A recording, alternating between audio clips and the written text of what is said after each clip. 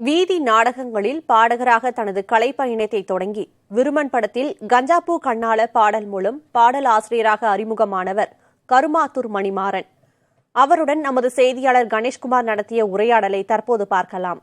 இன்றைய வைகரை வணக்கம் நிகழ்ச்சியில் நம்மோடு பங்கேற்பதற்காக காதல், அழகியல், மண் வாசனையை பிரதிபலிக்கும் கஞ்சாப்பூ கண்ணால பாடலாசிரியர் திரு கருமாத்தூர் மணிமாறன் நம்மிடையே இருக்கிறார்.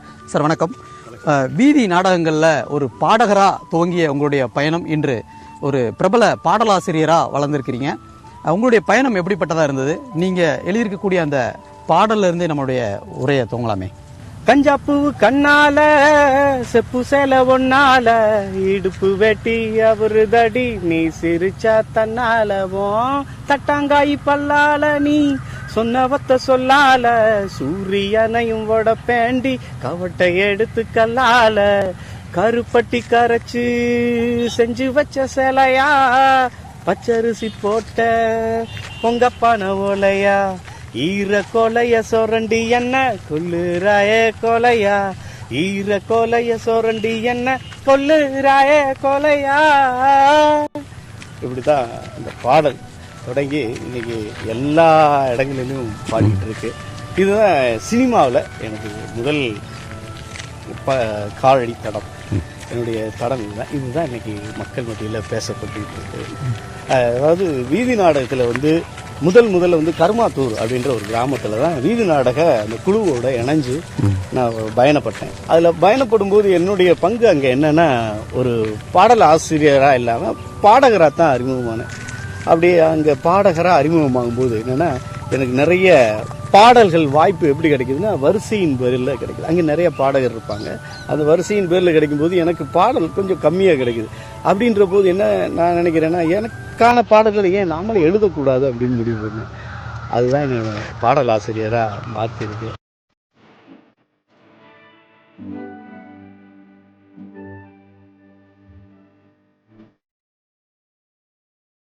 காதல்லையும் ஒரு சமூக கருத்து என்னன்னா, ஜாதிய பிரச்சனைகள்ல அப்படி காதலுக்குள்ள கொண்டு வர்றது.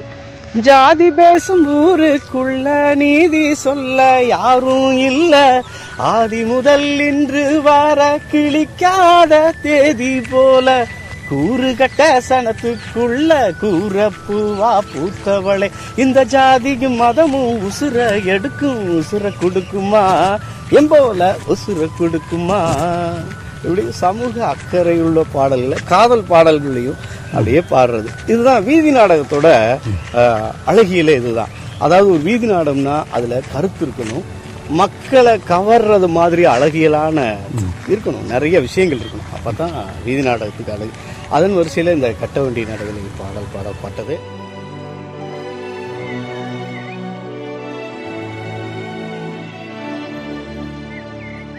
ஒரு சில பகுதிகளில் பெண்களுக்காக வேலையை வச்சிருப்பாங்க. பெண்களுக்கு வேலைக்கு சேர்க்கிறோம், அவங்களுக்கான திருமண உதவிகளுக்காக நாங்கள் செய்கிறோம். இதுக்காக அவங்க என்ன செய்யணும்னா, எங்ககிட்ட வேலை பார்க்கணும்.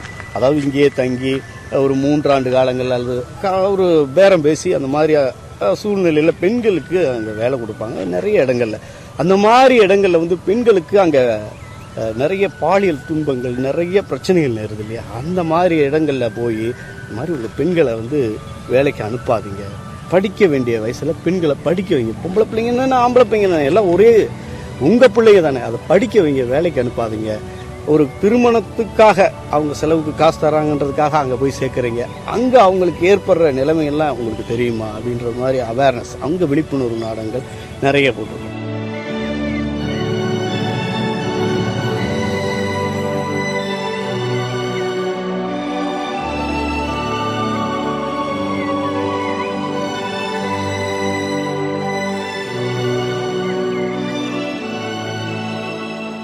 கஞ்சாப்பூ கண்ணாலை பாடலுக்காக நீங்கள் எவ்வளோ நாள் காத்திருந்தீங்க? எவ்வளோ நாட்கள் மேற்கொண்ட முயற்சிக்கான பலனாக இது இருந்திருக்கு? இது கிட்டத்தட்ட ஒரு 5 வருஷம் இருக்கும். 5 வருஷத்துக்கு முன்னாடி எழுதுனது. எப்போனா முத்தியா சார் அவர்கள் மருது படம் ஆடிஷன் ஆள் தேர்வுகள் செய்துட்டு இருந்தாங்க. அந்த நேரத்தில் அவங்ககிட்ட போய் பாடப்பட்ட பாடல்கள் தான் இது. இந்த மாதிரி நிறைய பாடல்கள் இருக்கு. அதுல ஒரு பாடல் அவர் தேர்ந்தெடுத்தார். இந்த பாடல் நல்லா இருக்கு, வரிகள்லாம் நல்லா இருக்கு, எல்லா பாடலுமே நல்லா இருக்கு. இந்த ஒரு பாடலை நம்ம முன்னாடி எடுப்போம் ஏதாவது ஒரு படத்தில் வைக்கிறதுக்கான முயற்சி செய்வோம் அப்படின்னு சொல்லி எடுத்தார். கிட்டத்தட்ட ஒரு 5 வருஷங்கள் அவர் எனக்காக எல்லா இசையமைப்பாளர்களுக்கும் நிறைய தயாரிப்பாளராகட்டும் எல்லாம் எனக்காக அந்த பாடலை தூக்கிட்டு இந்த மாதிரி எனக்கு வாய்ப்பு கொடுங்க அப்படின்னாரு. உண்மையில அவருக்கு ஒரு மனமார்ந்த நன்றி. அவர்னால தான் இந்த பாடல் வெளிவந்தது. எங்களுடைய பள்ளியில் என்னன்னா ஏதாவது ஒரு சின்ன விழானா அங்கே எல்லாம் மாணவர்கள்லாம் சேர்ந்து ஒரு நாடகம் மாதிரி போடுவாங்க.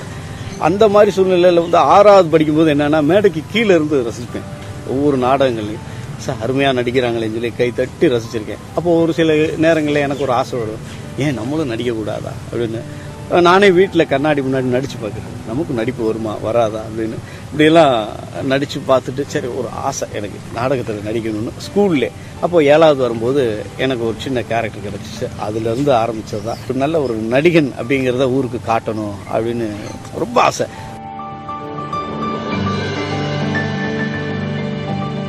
கலைத்துறை மட்டும்தான் உங்களுடைய குடும்பத்துக்கான வாழ்வாதாரமாக இருந்திருக்கா, இல்லை வேறு எதுவும் பிஸ்னஸ் எதுவும் பண்ணுறீங்களா? உங்களுடைய வாழ்வாதாரம் எதை சார்ந்து முழுசாக இருக்கு? கண்டிப்பாக. ஏன்னா சினிமா அப்படின்னும் போது அது நம்ம பொருளாதாரத்தை நிறைவு செய்யாது. நம்மளுடைய இதைத்தான் நம்மளுடைய ஆர்வத்தை தான் அது நிறைவு செய்யுமே தவிர பொருளாதாரத்தை நிறைவு செய்யணும்னு நாட்கள் இருக்கு.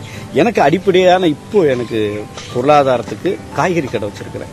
காய்கறி கடை யாருதுன்னு என்னுடைய மனைவியோடது. அவங்க மனைவியுடைய அம்மா அவங்க வச்சிருந்த காய்கறி கடை. அதுக்கப்புறம் எனக்கு திருமணம் ஆனதுக்கப்புறம் அவங்க அம்மா வந்து அவங்க பொண்ணுக்கு அந்த காய்கறி கடை கொடுக்குறாங்க. அந்த காய்கறி கடையிலேருந்து தான் இன்னைக்கு ஓடிக்கிட்டு இருக்கு எங்களுடைய இந்த வாழ்வாதாரமே. அந்த காய்கறி கடையில் என்னன்னா நானும் என் மனைவி காலையில் ஒரு 8 மணி அங்கே போயிட்டோம்னா எல்லாத்தையும் கடை எடுத்து வச்சுட்டு நைட்டு 10 மணி ஆகும் வர்றதுக்கு. இதுக்கு இடையில எனக்கு ஏதாவது வேலை இருந்துச்சுன்னா நான் கடையை எடுத்து வச்சுட்டு என்னுடைய மனைவி அங்கே உட்கார வச்சுட்டு நான் பாட்டில் வெளியில் வந்துடுவேன். என்னுடைய கலை பிரச்சனை, என்னுடைய சினிமா இந்த மாதிரியான வேலைகளை பார்த்துட்டேன்னா அந்த நேரத்தில் நான் என் வேலையை பார்த்துக்கிறேன். என் மனைவி தான் உட்காந்துருப்பாங்க. அது வந்து பக்கத்தில் பார்த்தீங்கன்னா மனைவிக்கு அந்த பக்கம் என்னுடைய தங்கச்சி சத்யா, இங்கிட்டு வந்து இன்னொரு எங்கள் அம்மா விஜயா இருக்காங்க. இப்படி நிறைய சொந்த பந்தம் இருக்கனால அவங்களுக்கு அது பொழுது போகுது.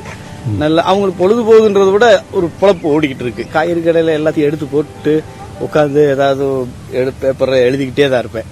பக்கத்தில் இருக்கலாம் சொல்லுவாங்க, என்னன்னு நீங்களா பேசிகிட்டு இருக்கீங்க, நீங்களா எழுதுறீங்க அப்படின்னு. அப்போ எல்லாரும் கேள்வி பண்ணுவாங்க, ஒன்றும் இல்லைப்பா சும்மா பாடல் எழுதிட்டு இருக்கேன் அப்படின்னு.